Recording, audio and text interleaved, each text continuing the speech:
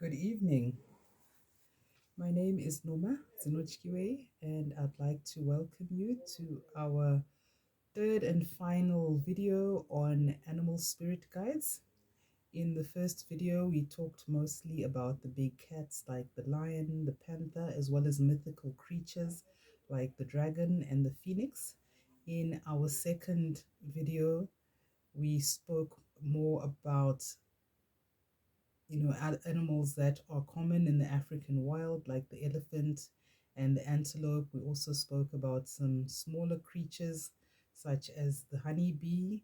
We also went into a bit of depth about the wolf, because the wolf is associated with our cousin spiritual tradition, which is the Native American one, and shamanism and journeying, astral travel. So I spoke quite at length about that. And in this video, we are going to talk about the birds and some more common creatures that you may encounter in your dreams. I hope that you find the video useful. I know a lot of people struggle with dream interpretation. The foundation of animal wisdom, or animal medicine, as the Native Americans call it, is that we have a lot to learn from nature, and by observing animals in their natural habitat, they have lessons to teach us that are relevant to our own lives. And this isn't only in spiritual traditions, it also happens within the Bible, where it talks about certain life lessons um, that animals actually offer us. And the animal that I'm going to talk about first in this deck is the peacock. The peacock, I believe there's a native peacock to Africa, or peafowl that are native to Africa, and then the peacocks that we commonly see around, those actually come from India.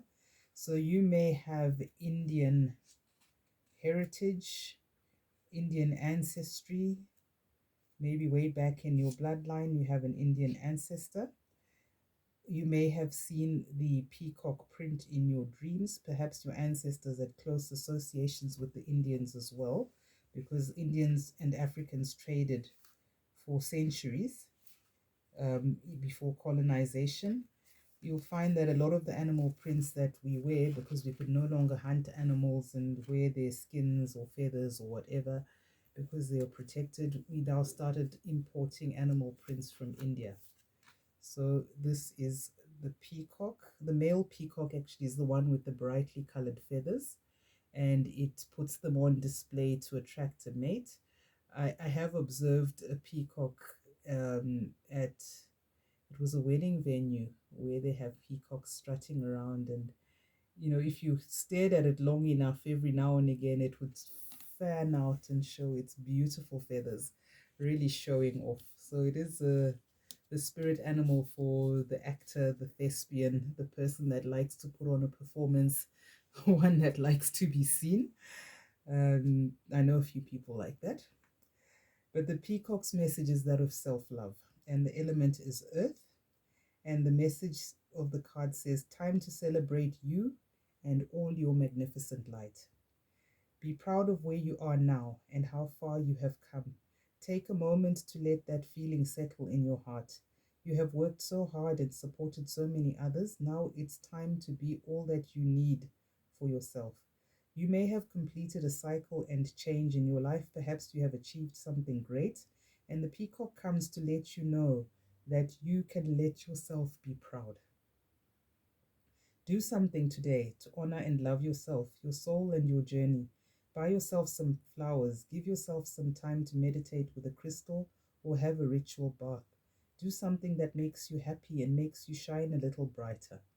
Take time to thank your unseen support for how far you have come. And your unseen support is God, the Holy Spirit, your angels, your ancestors, and your spirit guides.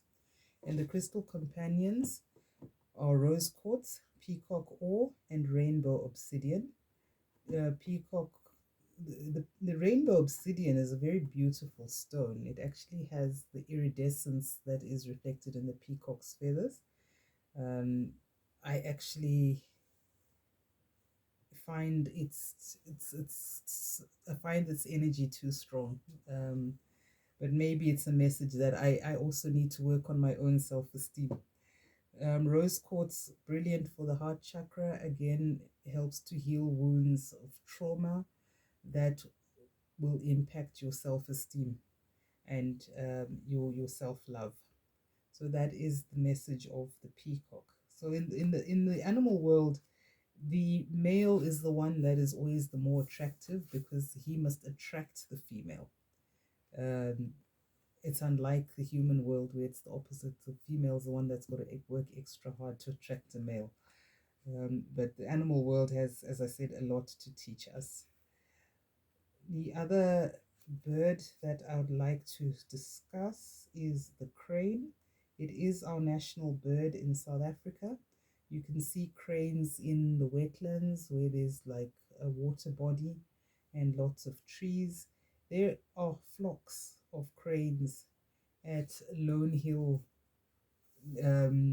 not the nature reserve, but the park that is near the Lone Hill Nature Reserve. So in the park itself at Lone Hill, behind the shopping center, there is a small dam there, and there are trees there where you find many cranes nesting, and you can see so many of them during the day. I've seen them as well at Delta Park, and I've also seen one in Sonnenklans, which is not so far from Randburg. On your way to just opposite Northwold, there's a small wetland there. We've actually seen a crane there.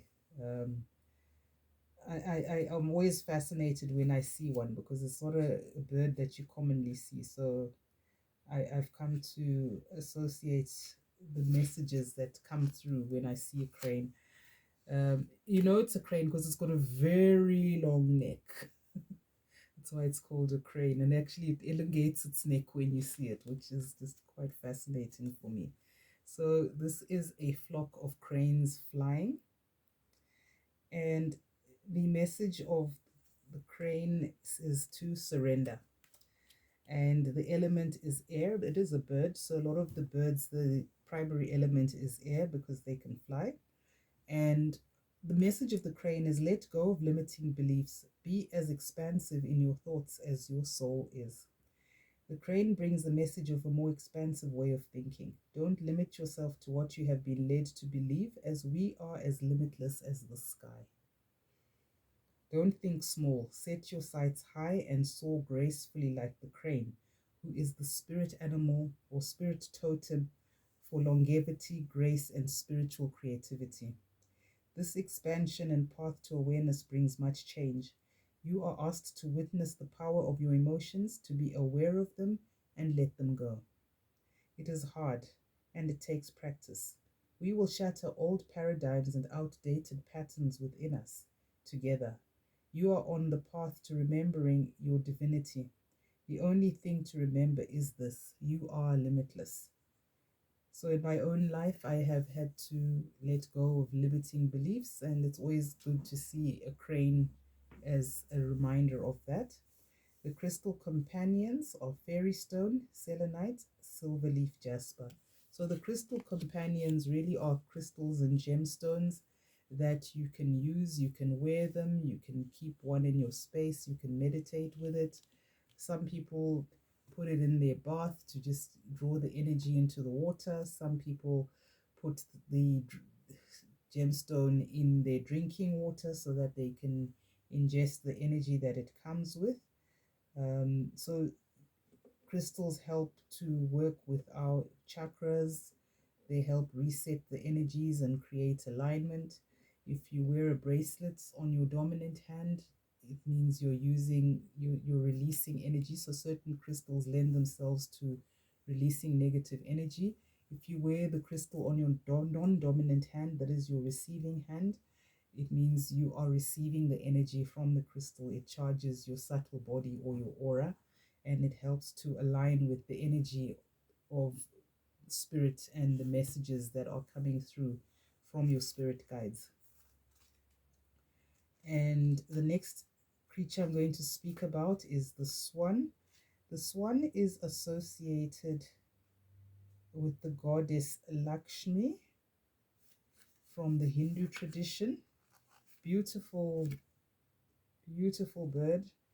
From the story The Ugly Duckling. The duckling thought it was ugly because it was different to all the other ducklings, and it turns out that it was actually a swan. It wasn't a duck at all. And the message of the swan is graceful transformation. I remember when we went on a visit to the UK last year.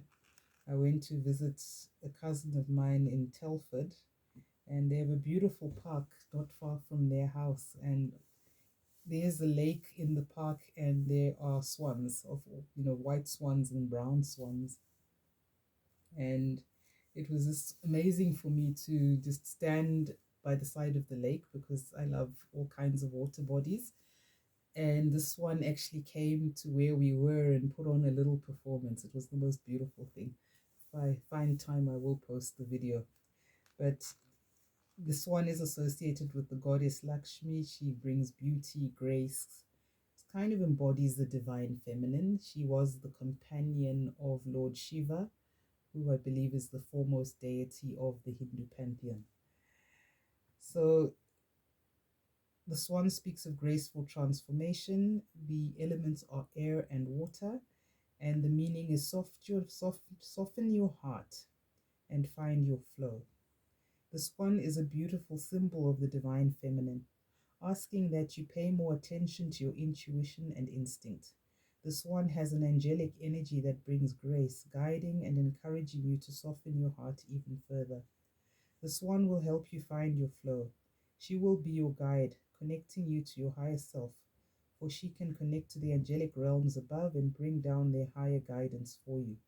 All that she asks is that you stay true to yourself and shine your inner light and inner beauty bright so that the world can see it.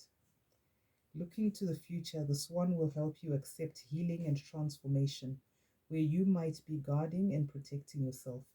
Her energy is a gentle healer. The swan is sacred to Aphrodite, the goddess of love. They nurture true love together. So Aphrodite, it's associated with the Roman goddess Venus. Venus is the planet of love and beauty. Venus rules the signs of Libra and Taurus, and both signs are associated with love, with beauty, and the finer things in life. So the swan is the creature that closely symbolizes that. There are others as well. I think I spoke about it in the very first video. Then the crystal companions are Amazonite, which is a beautiful sea green, pale green stone, moonstone, which has the gentle shimmer of the moon, and blue lace agate. So I will do another video on gemstones soon, and that will just help you to get some insight on how to use the earth energy that is embodied in crystals, just for your own transformation and healing. Then the last of the birds, well, not the last, second last, because I'm going to talk about the penguin, which is technically a bird. The last of the birds is the owl. The owl has often been associated with messages from the underworld, features very much in Harry Potter as being the ones that bring the letters for the children from their parents and then takes the letters from their parents to the children. Also, when they are now fighting the wizarding wars, the owls bring messages. In Africa, owls are feared. They're associated with witchcraft. So when you see an owl, as a black person, we're just kind of programmed to look at it with suspicion. The owl represents sight, and its element is air because it can fly. And the owl's teaching or medicine says detach your emotions from situations that you cannot control. The owl comes to you to help lift the veils around you, to sense more of the unseen, connecting you with hidden psychic gifts and senses if you ask her. She asks that you take time to connect with the wise person within. Give her space and time to speak through you. The owl also brings perspective to see the situation with a deeper sense of understanding. Step back from that which you cannot control and simply observe. Reground yourself and ask the owl to help you to see. So the crystal companions of the owl are Lemurian jade, sheen obsidian, dioptase, and healer's gold. I'm not familiar with any of those crystals, but if you are, please, put something in the comments, and it will be just good to explore those less common minerals and crystals. So the owl is a symbol of wisdom. Its big eyes basically see all. The owl is a nocturnal animal, so it hunts at night, so hence it is a symbol of vision. It's interesting that the owl medicine is about lifting the veil around you, sensing more of the unseen. Because the owl hunts at night, it does so by the light of the moon.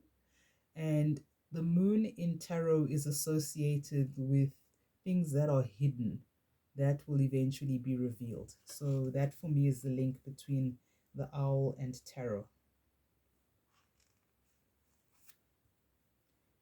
The next bird we're going to talk about is the penguin. I love penguins. I think they're the cutest things. I think maybe it's because of that movie, Happy Feet, with the little dancing penguin. Very cute.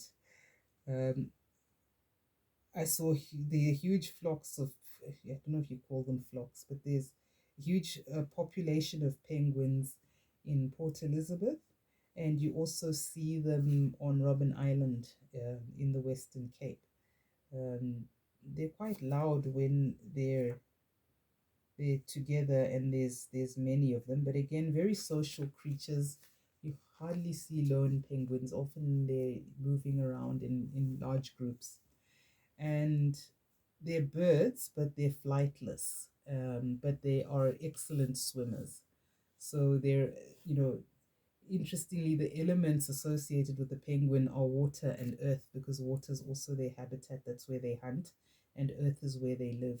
And the penguin is associated with diamond light activation. So the message of the penguin: so should you dream of one, see one, a penguin appeals to you, it means light activations and new energies are coming your way. You must be open to receive and welcome them in. The penguin holds a sweet, innocent energy to work with. She is sensitive and gentle. She brings renewal with a new perspective and will help you adapt to any changes or new situations that arise in life.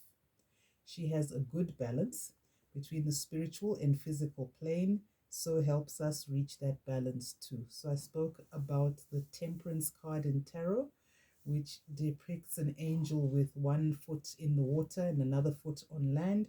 And that is the energy of balance that is also embodied in the penguin, which lives on both land and in water.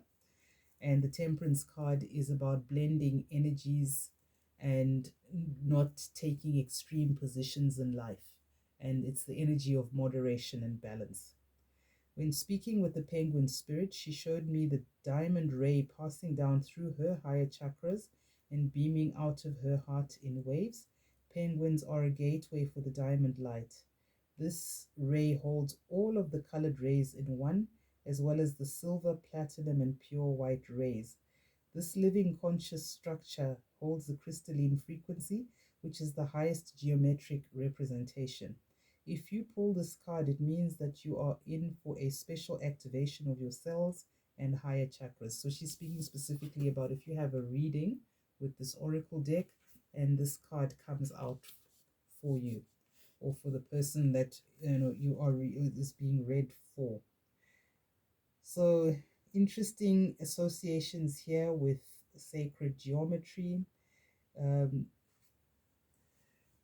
People who are experts believe that the rainbow obviously represents the electromagnetic spectrum with the 7 colors, but the rainbow, or the visible electromagnetic spectrum, which represents the colors of the rainbow, is actually only 1% of the entire spectrum. So there are other unseen rays of different colors that are not readily apparent to the human eye. So those are the ones that she speaks of, like the silver, the platinum, and the pure white, um, and the diamond light, um, which is unseen to us, but it is actively working in our world and on our consciousness. And she speaks of the penguin being the one spirit animal that helps to channel that. So very interesting. If you dream of penguins or you're drawn to penguins, you're in for an upgrade, and an activation. And usually it's therefore associated with spiritual awakening.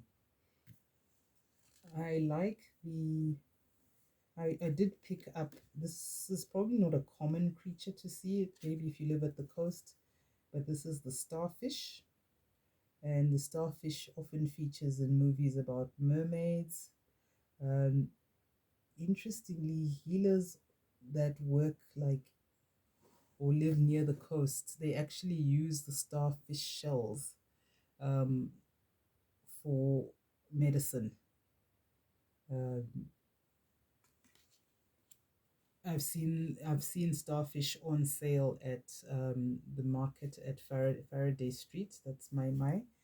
Um, they call it the my Muti market, but I just prefer to say the market on Faraday Street, because once you say the word Muti, which means tree in Bantu languages, Muti or Muti or Umti in this Xhosa, that is herbal medicine, but it has now got an unfortunate negative association with witchcraft. So when you speak of Umuti or Muti, you're generally speaking of dark magic or witchcraft. So I just prefer to call it the market on Faraday Street.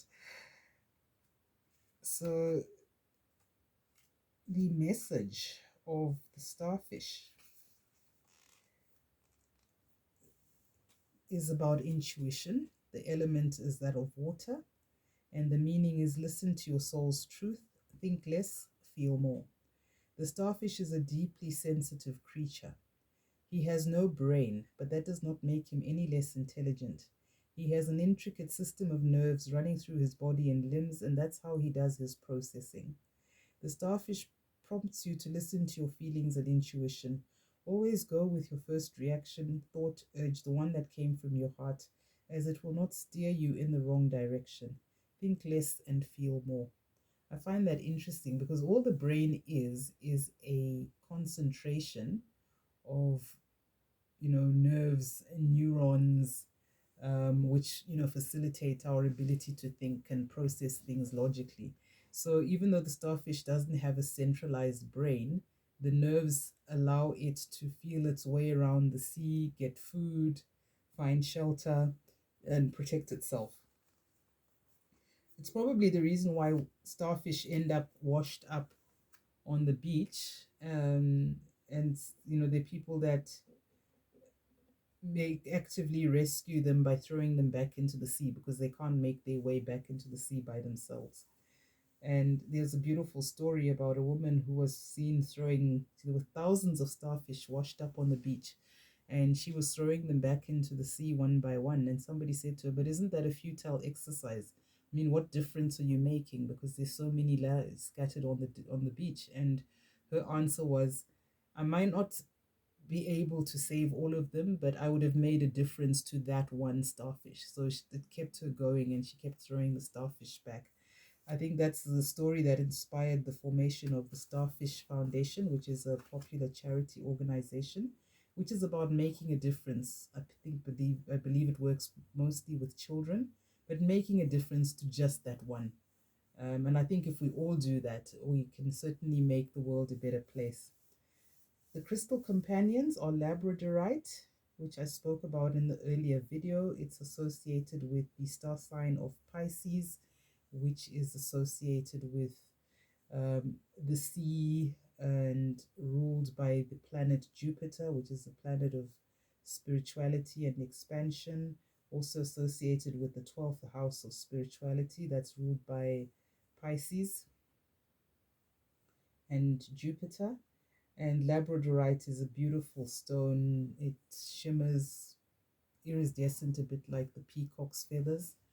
It can be blue in some lights, green in another, has a gold sheen, some black. So it's a beautiful stone. And again, it's used by shamans and spiritually gifted people just to tap into their intuition and to align their spirit.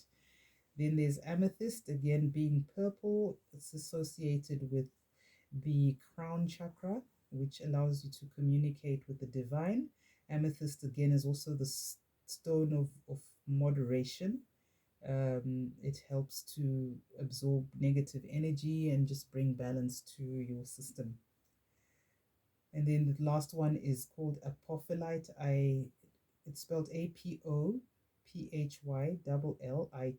I haven't seen it before, and I'm just conscious of not pronouncing it correctly. Then the next creature we're going to talk about is the koi carp. I remember reading a story many years ago where a guy had moved into a new house, and I believe he was broken into. There was something happening with his dogs. The dogs didn't bark or something, and all he had, then of course he had koi fish, and he had a very funny ending to his story when he says, when it comes to security, koi are useless. Because all they just do is swim around and they're not going to warn you or alert you. I found that very funny. The koi carp is about abundance. It's an ornamental fish.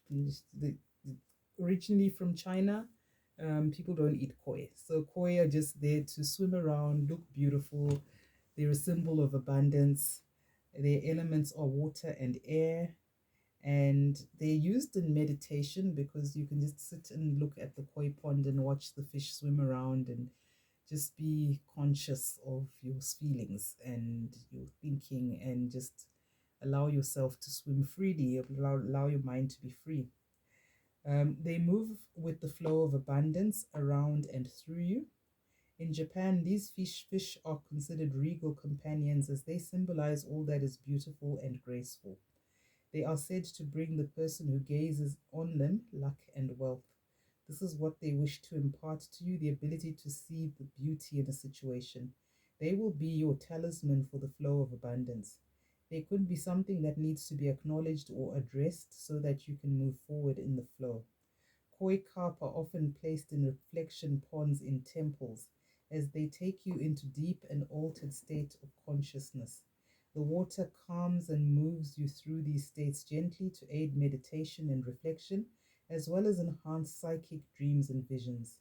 Take a moment to gaze at this card and call the energies of the water and koi carp to you. Let them lead you on a reflective meditation and welcome in the flow of abundance. The crystal companions are natural citrine, carnelian, and tektite. Citrine is yellow in color. I don't know if you can see mine. I actually wear a citrine pendant. You might be able to see that. Citrine is a crystal that attracts money. It works with your solar plexus chakra, so it also helps to enhance your confidence and self-esteem and your passion and drive, which are all related to your solar plexus chakra. I received guidance some time ago to wear more yellow. I never used to like the color yellow very much. I felt like it was a little bit bright. I was more of a melancholy soul. I preferred colors like gray and purple. But for me to balance my energy, particularly as I was going through my spiritual awakening, I was encouraged to wear more yellow. And among the first animal prints I received was the leopard in yellow. So there was no ignoring that message. So that's how I found myself wearing citrine. So again, it's about abundance, financial abundance particularly, which comes with that acceptance of who you are and your self-confidence and your passion, and following your passion. Another companion is carnelian. Carnelian is orange in color. Also works with your sacral chakra, which is the seat of your creativity and your sexual expression. And creativity and sexual expression are very much linked.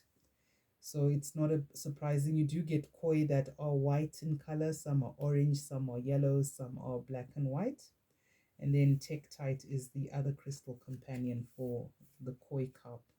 So those are the crystals that you're called to work with if you receive the guidance of the koi as a spirit animal. Then we have the frog. You may know the story of the princess and the frog.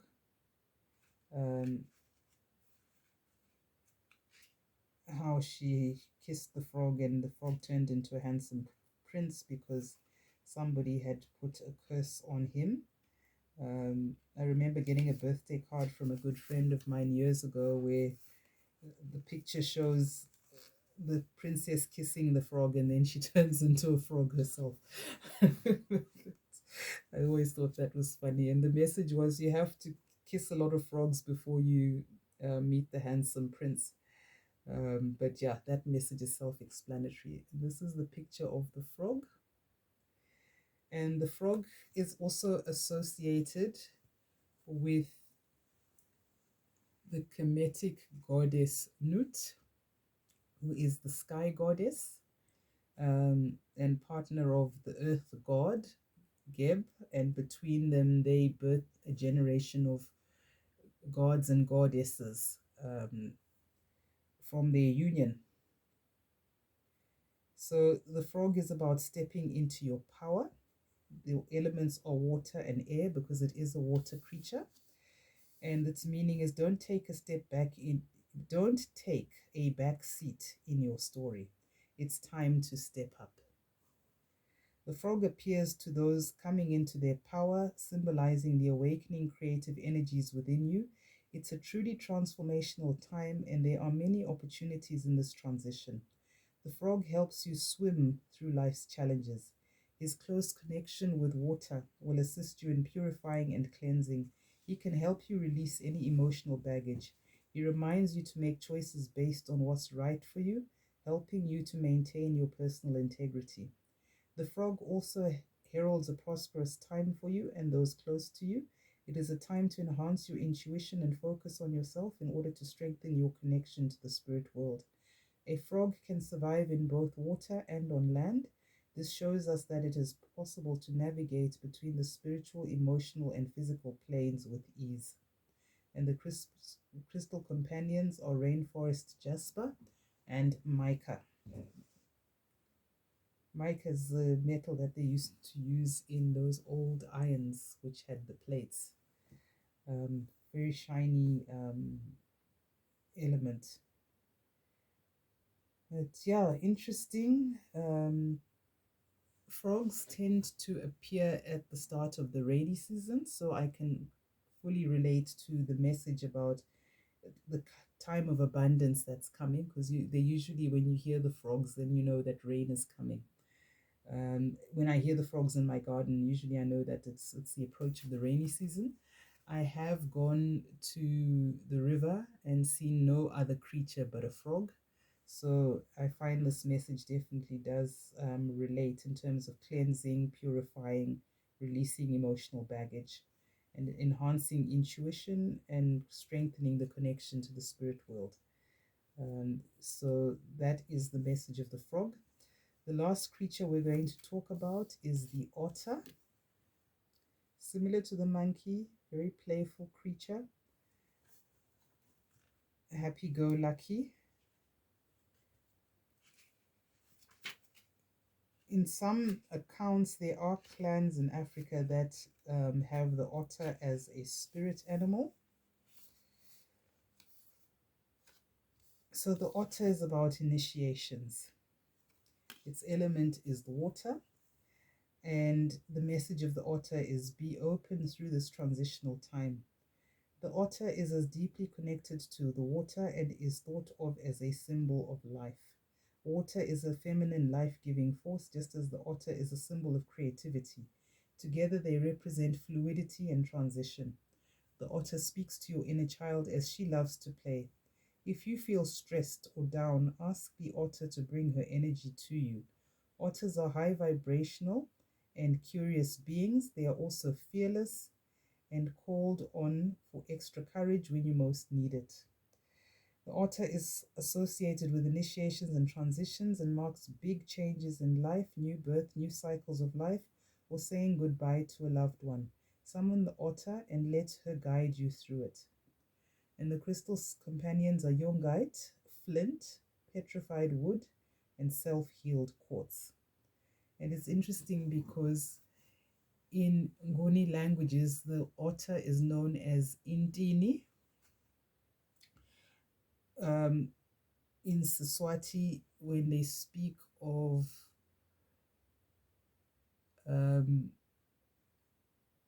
water, they call water amanti because they use a T instead of a Z like you would in isiZulu or isiXhosa. And when you say at the waters in Siswati, you say emantini. And intini is a creature of the water. So you'll find people who use the Zulu clan name Manzini originally came from Eswatini. So they would have been, it would have been Mantini. So the otter is their spirit animal. So I'm going to leave it there with the spirit animal wisdom cards, which are these ones. I do have a brand new deck that hasn't been opened that I am going to be giving away. I will put the details in the description box on how you can get this deck, and I will post who is getting the deck.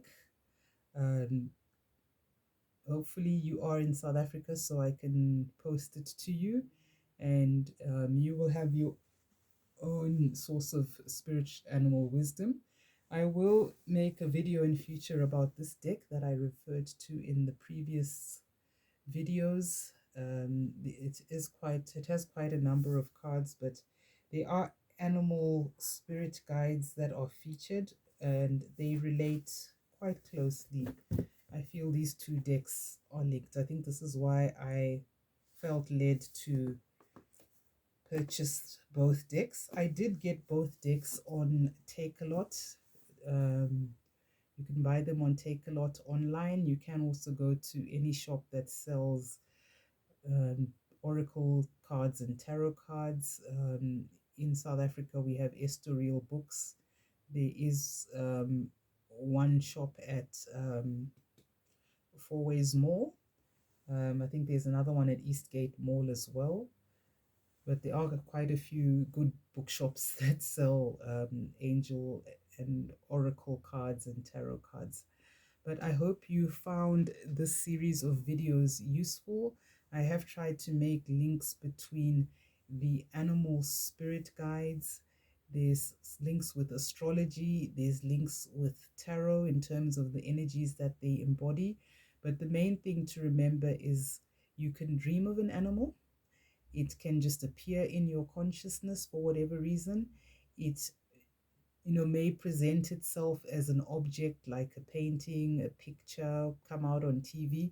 If you find that you have a reaction to an animal, then it means that that animal has lessons for your soul. It's a message from your spirit guides. If you have a fear or dread or phobia of a particular animal, then it is a sign that you need to also learn the lessons of that animal. There are some people that have a fear of spiders. And I should actually speak to spider. The spider is at the bottom of the deck. And maybe while I'm at it, I should also speak about the butterfly and the ladybird. I was going to cut the video short, but I'm also seeing that there's quite a number of cards that I should speak to. And the other one is the rabbit. And then the other one, which is my personal kind of bugbear, is the chameleon. I cannot account for why I have phobia for this creature, but I do have it. So just looking at the time, I'm going to make this a separate video, so that you then don't make this one too long. But thank you for watching. Really appreciate all your likes, shares, and subscribes, and I look forward to you watching me on the next video. Thank you.